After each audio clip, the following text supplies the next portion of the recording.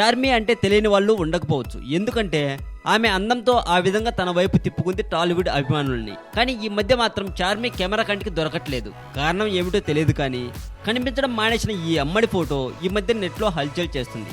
ఇంతకీ ఈ ఫోటోలో ఏముంది అనే కదా మీ సందేహం.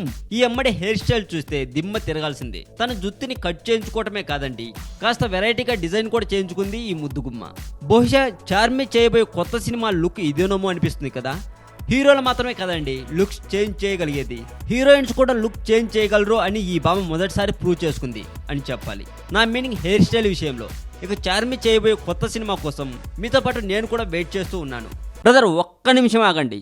ఆల్బర్ట్ ఐన్స్టీన్ 1879 మార్చి 14న జర్మనీలో జన్మించాడు.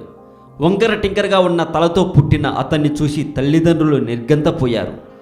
డిగ్రీ అయిపోయాక ఐన్స్టీన్కు ఉద్యోగం వెతికి పెట్టాలని తన తండ్రి హెర్మన్ చాలా ప్రయత్నించాడు. తన మీద తనకే నమ్మకం లేని ఐన్స్టీన్ కూడా ఇన్సూరెన్స్ ఏజెంట్ లాంటి మామూలు ఉద్యోగం చాలు అనుకున్నాడు. 1902లో స్విట్జర్లాండ్ రాజధాని బెర్న్కి వెళ్ళాడు. వింత వింత విషయాలు, మానవుల మేధస్సుకు అందని కొన్ని మిస్టరీల గురించి తెలుసుకోవడం కోసం మా కొత్త ఛానల్ తెలుగు మోజోని కూడా సబ్స్క్రైబ్ చేయండి. ఈ వీడియో మీకు నచ్చినట్లయితే లైక్ చేయండి, షేర్ చేయండి. ఈ వీడియో మీద మీ కామెంట్ కూడా పోస్ట్ చేయవచ్చు.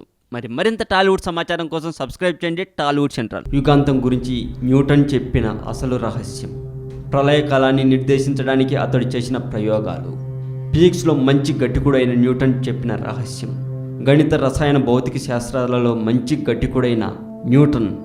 ఎప్పుడెప్పుడా అని ఎదురు చూస్తున్న జనతా గ్యారేజ్ సినిమా మొత్తానికి ఈరోజు రిలీజ్ అయింది. రిలీజ్ అవ్వటం కామన్ విషయమే, కానీ ఆ సినిమా ఎవరు చూశారో తెలిస్తే షాక్ అవుతారు.